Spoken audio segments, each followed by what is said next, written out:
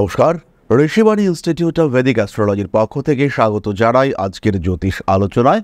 আমি শান্তনু আপনাদের সঙ্গে। আলোচ্য বিষয় বিশুদ্ধ জ্যোতিষ। জীবনে বাধা, বিপত্তি, সমস্যা, অশান্তি, প্রতিবন্ধকতা বহু দিক থেকে আসতে পারে। আমার সঙ্গে আপনার শত্রুতা রয়েছে, আমি আপনার ক্ষতি করার চেষ্টা করছি বা আপনি আমার ক্ষতি করবার চেষ্টা করছেন। আসছে বাধা, জ্ঞানত অবস্থা, আমি জানতে পারছি কোন দিক থেকে বাধা আসছে, কিন্তু বহু সময় এই বাধা আসে রহস্যময় দিক থেকে। আমরা আইডেন্টিফাই করতে পারি না কোন দিক থেকে বাধা আসছে, কোন দিক থেকে সৃষ্টি হচ্ছে সমস্যা, বুঝতে পারি না আমরা।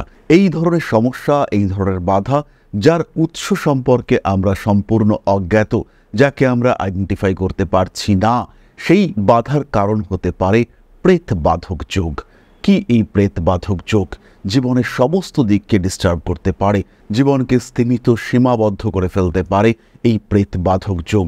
সম্পূর্ণ অজানা দিক থেকে, সম্পূর্ণ গোপনভাবে, সম্পূর্ণ রহস্যময়ভাবে আপনার ক্ষতি করে চলতে পারে এই প্রেত বাধক যোগ। বাইরে থেকে সাধারণভাবে দেখে মনে হতে পারে শুভ যোগ, এটা তো আমার জন্য ভীষণ পজিটিভ, কিন্তু সেই যোগ কুরে কুরে খেতে পারে আপনাকে। সেই যোগের মধ্যেই লুকিয়ে থাকতে পারে সুপ্ত অভিশাপ। দেখে মনেই হতে পারে রাজযোগ হয়েছে আমার কুণ্ডলিতে, কিন্তু আসলে সেই যোগের আড়ালেই লুকিয়ে রয়েছে প্রেত বাধক যোগ। মনের মধ্যে অশান্তি, ভয়, আত্মবিশ্বাসের অভাব, মানুষের উপরে ভরসা রাখা যাচ্ছে না, ইনফ্যাক্ট নিজের উপরেও ভরসা রাখতে ভুলে যাচ্ছেন আপনি। ধীরে ধীরে আরও পিছিয়ে আসছেন। ক্রমাগত আরও সমস্যা আপনাকে ফেস করতে হচ্ছে। বাধা, বিপত্তি, অস্থিরতা ফেস করতে করতে আপনি ক্রমাগত ডিস্টার্বড হয়ে চলেছেন। কোনো কোনো সময় মান সম্মান ইত্যাদির ক্ষেত্রে সমস্যা সৃষ্টি হচ্ছে। মানুষের প্রতি আপনার বিহেভিয়ার নষ্ট হচ্ছে। মানুষের কারণে আপনার অস্থিরতা বৃদ্ধি পাওয়ার সংযোগ এটাও তৈরি হচ্ছে। কারণ হতে পারে এই প্রেত বাধা। আমরা আজকে আলোচনা করব মীন রাশির বিষয়। কালপুরুষের দ্বাদশ রাশি, বৃহস্পতির দ্বারা প্রভাবিত এই রাশি। এই রাশি বা লগ্নের মানুষজন ভীষণ সফট, ভীষণ সেন্সিটিভ, সবাইকে মানিয়ে গুছিয়ে নিয়ে চলতে চান, কিন্তু বারবার দুঃখ পেতে পারেন, বারবার আঘাত পেতে পারেন মানসিক দিক থেকে। মানুষের সঙ্গে সম্পর্ক নষ্ট করে ফেলতে পারেন মীন, যদি জন্মকুণ্ডলিতে এই প্রেত বাধা উপস্থিত হয়। কিন্তু প্রশ্ন হলো, কি এই প্রেত বাধা, কি বাধক? সাধারণভাবে আমরা এই 12টি রাশিকে 3টি ভাগে ভাগ করি, যাদের নাম হলো চর, স্থির, দত্তক। এই চর রাশিদের জন্য একাদশ ভাব, স্থির রাশির জন্য নবম ভাব এবং দত্তক রাশির জন্য সপ্তম ভাব হলো বাধক। তাহলে মীন রাশির জন্য সপ্তম ভাব অর্থাৎ কন্যা রাশি এবং তার অধিপতি বুধ, এরা কিন্তু বাধক হিসেবে কাজ করবে।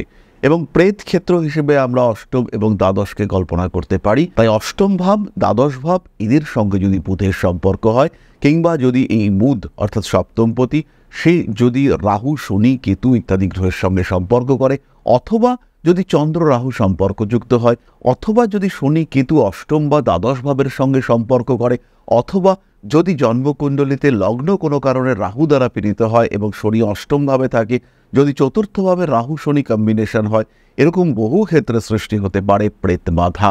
আমরা জেনে নেব শাস্ত্র কি বলছে এই প্রেত বাধা সম্পর্কে। শাস্ত্রে একটি শ্লোক বলছে, দ্বাদশে পাপগ্রহাসুঃ রাহু কেত্বান্নিতস্তথা নাশৈধর্যং মনোবুদ্ধিহি প্রেত বাধা তথা ভবেত। অর্থাৎ দ্বাদশ ঘরে রাহু কেতু সহ পাপগ্রহ থাকলে মানসিক স্থিরতা নষ্ট হয় এবং প্রেত বাধা উৎপন্ন হতে দেখতে পাওয়া যায়। আরও একটি শ্লোকে বলা রয়েছে, পিতৃদোষে গ্রহদোষে চ শাপদোষ সমন্বিতে অনিষ্ট ফল সম্পত্তি প্রেত বাধা প্রজায়তে। অর্থাৎ কুণ্ডলিতে যদি পিতৃদোষ, শাপদোষ কিংবা গ্রহদোষ ইত্যাদি উপস্থিত থাকতে দেখতে পাওয়া যায়, সেই ক্ষেত্রে প্রেত বাধা উপস্থিত হয়। প্রেত অর্থাৎ অদৃশ্য, অদৃষ্ট নির্ধারিত, অদৃশ্য কোনো শক্তি, সেটি হলো প্রেত, এবং তার কারণে যদি আপনার জীবনে বাধা উপস্থিত হয়, তাকেই আমরা বলবো প্রেত বাধা। বাধা, বিপত্তি, সমস্যা, অস্থিরতা বহু দিক থেকে আসতে পারে, কিন্তু সেটা যদি অনিয়ন্ত্রিত হয়, সেটা যদি অপ্রত্যাশিত হয়, সেটা যদি অপরিকল্পিত হয়, এবং আপনি যদি তার কারণ খুঁজে বার করতে ব্যর্থ হয়ে থাকেন, সেই ক্ষেত্রে অবশ্যই তাকে আমরা বলতে পারি সৃষ্টি হয়েছে প্রেত বাধা। কাছের বন্ধু সে ধীরে ধীরে দূরে চলে যাচ্ছে, টাকা পয়সা আয় করেও দেখতে পাচ্ছেন না, এবং সবচেয়ে বড় জিনিস, হারিয়ে ফেলছেন আত্মবিশ্বাস। অকারণ আলস্য, উঠবো না, ভালো লাগছে না, আরেকটু শোবো, পরিশ্রম হয়ে যাচ্ছে, কষ্ট হচ্ছে, এরকম বিভিন্ন বিষয় যদি মনের মধ্যে উপস্থিত হয়, তার কারণ হতে পারে প্রেত বাধা। জাতক বা জাতিকার জীবনে অস্থিরতা, অশান্তি ইত্যাদি নিয়ে আসতে পারে এই প্রেত বাধা। আর যদি আপনার জন্মকুণ্ডলিতে এই প্রেত বাধা উপস্থিত হয়, সেই ক্ষেত্রে কিন্তু আপনার অগ্রগতির পথ ধীরে ধীরে অবরুদ্ধ হতে দেখতে পাওয়া যাবে। বহু চেষ্টা বহু আশা করেও আপনি কিন্তু সেই অবস্থা ফিরে পেতে পারবেন না যে প্রেত বাধা, সেখান থেকে নিজেকে বিমুক্ত করতে আপনি বারবার ব্যর্থ হবেন। বিভিন্ন নক্ষত্রের ক্ষেত্রে প্রেত বাধা কি প্রভাব বিস্তার করে? প্রথম নক্ষত্র পূর্ব ভাদ্রপদ। সবকিছু ভুলে যাওয়ার প্রবণতা, প্রত্যেকটি কাজ করতে গিয়েও আপনি ভুলে যাচ্ছেন, মনের মধ্যে একটা অদ্ভুত অস্থিরতা কাজ করছে, বুঝতে পারছেন না কেন আপনি এত দুশ্চিন্তাগ্রস্ত, কেন আপনার উৎকণ্ঠা, কেন আপনি এত ওভার থিঙ্কিং করছেন, কিসের জন্য আপনি এত ভাবছেন, কার জন্য ভাবছেন, কোনো কারণ নেই, কিন্তু আপনি ভেবে চলেছেন। সব সময় মনের মধ্যে একটা দুশ্চিন্তা, সব সময় মনের মধ্যে একটা অ্যাংজাইটি ফ্যাক্টর কাজ করছে। কারণ হতে পারে প্রেত বাধা। আত্মীয় পরিজন কুটুম্ব সবাইকে এক জায়গায় করার চেষ্টা করছেন, তাদের মধ্যে একটা সমন্বয় সূত্র হয়ে উঠবার চেষ্টা নিজে করছেন, সবাইকে নিয়ে চলার চেষ্টা করছেন, কিন্তু আলটিমেটলি সেটা হচ্ছে না। কারণ হতে পারে এই প্রেত বাধা। পারিপার্শ্বিক পরিস্থিতি ধীরে ধীরে জটিল হচ্ছে, মানুষের সঙ্গে সম্পর্ক নষ্ট হচ্ছে, অকারণে বিবাহিত জীবনে বাধা, সন্তান প্রাপ্ত হতে চাইছেন কিন্তু হচ্ছেন না। সবাই বলছে, ডাক্তার বলছে, সবাই বলছে আপনি সুস্থ, সন্তান তো এবার হবেই, কিন্তু হচ্ছে না। কারণ হতে পারে প্রেত বাধা। পরবর্তী নক্ষত্র উত্তর ভাদ্রপদ। প্রচুর পরিশ্রম করতে হচ্ছে, কাজ শেষ করেও কাজ শেষ হচ্ছে না, বাড়িতে এসে আবার কাজ, অফিসের কাজ, মানুষ ইউজ করে যাচ্ছে আপনাকে, বিরক্ত হচ্ছেন বাট বলতে পারছেন না, বাড়িতেও আপনাকে ইউজ করা হচ্ছে, আপনার সুখ আপনার প্রশান্তি সেটা কিন্তু কেউ খেয়াল রাখছে না।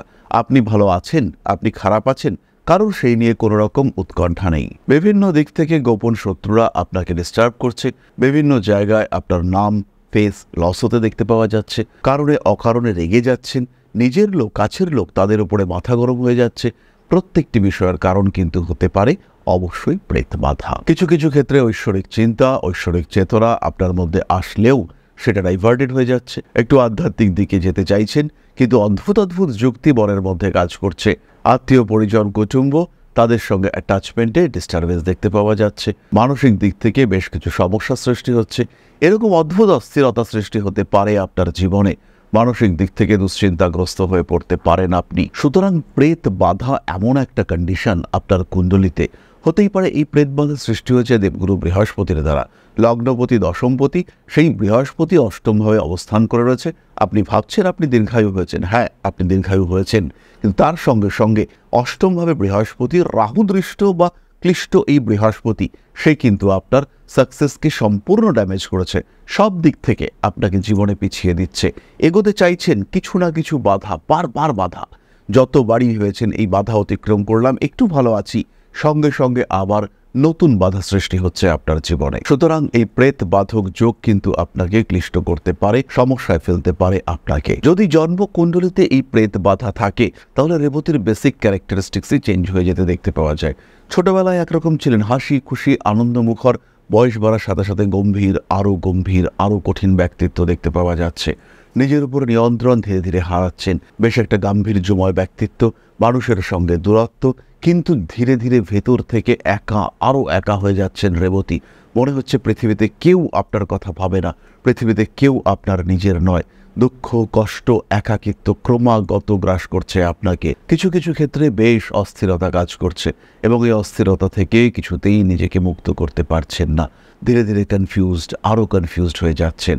কোথায় টাকা পয়সা খরচা করবেন, কোথায় টাকা রাখবেন, সব দিকগুলোই যেন আস্তে আস্তে বিঘ্নিত হচ্ছে, সব দিকগুলোই যেন আস্তে আস্তে বাধাপ্রাপ্ত হচ্ছে।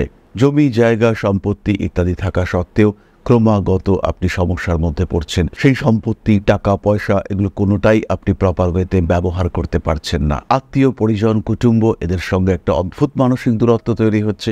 বিবাহিত জীবনে অস্থিরতা, স্বামী স্ত্রীর মধ্যে যথেষ্ট ভালো সম্পর্ক ছিল, কিন্তু আস্তে আস্তে দূরত্ব তৈরি হচ্ছে, বুঝতে পারছেন না কেন এই দূরত্ব তৈরি হচ্ছে। দুজনের মধ্যেই কোনো ঘাটতি নেই, দুজনেই দুজনকে ভীষণ ভালোবাসেন, কিন্তু সৃষ্টি হচ্ছে দূরত্ব, কন্ট্রোল করতে পারছেন না। কেন এই দূরত্ব সৃষ্টি হচ্ছে তাকেও আইডেন্টিফাই করতে পারছেন না। অদ্ভুত সমস্যা। কারণ হতে পারে এই প্রেত বাধক যোগ। সলিউশন কি? সলিউশন কিন্তু গ্রহরত্ন পাথরে হবে না, এই ক্ষেত্রে কিছু আধ্যাত্মিক সলিউশনের দরকার রয়েছে। এই যোগের প্রতিবিধান করতে না পারলে আপনার পক্ষে সুস্থ থাকা, ভালো থাকা, এটা কিন্তু ভীষণ কঠিন হয়ে উঠতে দেখতে পাওয়া যাবে। কোনোভাবেই কিন্তু আপনি নিজেকে ফ্রি করতে পারবেন না এই সমস্ত সমস্যা থেকে। তাহলে কি হতে পারে এই প্রেত বাধক যোগের প্রতিকার? বেশ কিছু মন্ত্র, বেশ কিছু স্তোত্র। প্রথমেই পাঠ করতে পারেন মহামৃত্যুঞ্জয় মন্ত্র। ভগবান শিবের এই মন্ত্র, মহামন্ত্র, আপনার জীবনের বিভিন্ন সমস্যা থেকে আপনাকে মুক্ত করতে সক্ষম। প্রথমেই আমরা বলি রুদ্র অর্থাৎ শিব, তার জন্য প্রেত বাধা বিনাশক একটি মন্ত্র রয়েছে। মন্ত্রটি হল ওং নম ভূতনাথায় রুদ্ররূপায় নমঃ সর্বভূত বিনাশায় প্রেত বাধা নিবারণায় স্বাহা। অর্থাৎ হে সকল প্রেত অধিপতি শিব, তুমি এই প্রেত বাধা এবং আমার সমস্ত বিঘ্ন নাশ করো, নাশ করো, নাশ করো। নৃসিংহদেবের উদ্দেশ্যে একটি মন্ত্রেও প্রেত বাধা বিনাশ হতে পারে। মন্ত্রটি হল উগ্রং বীরং মহাবিষ্ণুং জ্বলন্তম সর্বতোমুখম নৃসিংহম ভূমনম ভদ্রং মহামৃত্যুং নমাম্যহম। তবে খেয়াল রাখতে হবে প্রেত বাধা, এটাকে আইডেন্টিফাই করা, এটা কিন্তু সবচেয়ে জরুরি। আগে জানতে হবে আপনার জন্মকুণ্ডলিতে এই প্রেত বাধক যোগ রয়েছে কিনা। আসতেই পারে বারবার ব্যর্থতা, আসতেই পারে বহু সমস্যা, জীবনে এগোতে গিয়ে বারবার প্রতিবন্ধকতার সম্মুখীন হতে পারেন, কিন্তু আপনার আত্মবিশ্বাস আপনাকে এগিয়ে নিয়ে যাবে। কিন্তু যদি এই আত্মবিশ্বাসেও ঘাটতি দেখতে পাওয়া যায়, তখন প্রয়োজন হবে জ্যোতিষ পরামর্শের। আর সেই অবস্থায় আমরা রয়েছি আপনার সাথে। জন্মকুণ্ডলিতে প্রেত বাধা উপস্থিত রয়েছে কিনা জানা এবং সেই বাধা নিবারণের প্রচেষ্টা করার পথে প্রত্যেকটি স্তরে আমরা থাকব আপনার সাথে। তাহলে এবার আমরা চলে আসব আপনাদের প্রশ্ন প্রসঙ্গে। প্রশ্ন করেছেন নন্দিতা রায়, জন্ম তারিখ 22 এপ্রিল 2005, 2:05 শুক্রবার, ঠিকানা দুর্গাপুর। কিছু প্রশ্ন ছিল। বিবাহযোগ কোন সালে, কিভাবে বিয়ে হবে? নন্দিতা, প্রথমেই বলি জন্মকুণ্ডলিতে শুক্রের যে অবস্থান সেটা প্রেমজ বিবাহ নির্দেশ করে। বিয়ের সম্ভাব্য বয়স 2031 সাল, অর্থাৎ 26 বছর বয়সে তোমার বিয়ে হওয়ার সংযোগ রয়েছে। তাড়াহুড়ো করে বিয়ে করলে, ইউনিভার্সের বিরুদ্ধাচরণ করলে তুমি কিন্তু সমস্যায় পড়বে। এবং তোমার জন্মকুণ্ডলিতেও আছে আজকের আলোচিত এই প্রেত বাধক যোগ। কর্মরত হওয়ার চেষ্টা, চাকরি প্রাপ্তির চেষ্টা অবশ্যই তোমার করা উচিত। কিছু না কিছু কাজ নিজের যোগ্যতা অনুযায়ী যথাযথ কাজ করবার চেষ্টা আগে করা উচিত, তারপরে বিয়ের বিষয়টি নিয়ে ভাবা উচিত। বর্তমানে যে প্রেম চলছে সেই প্রেমে বিয়ে এবং স্থায়ী সংসার হওয়ার সম্ভাবনা অনেকটাই কম। তাহলে আজকের আলোচনা আমরা আর দীর্ঘায়িত করব না। সবাই সুস্থ থাকুন, ভালো থাকুন। মা শ্রী শ্রী আদিশক্তির আশীর্বাদ বর্ষিত হোক আপনাদের উপর। সমৃদ্ধ, আরও সমৃদ্ধ হোক আপনাদের প্রত্যেকের জীবন। জয় মা আদিশক্তি। নমস্কার।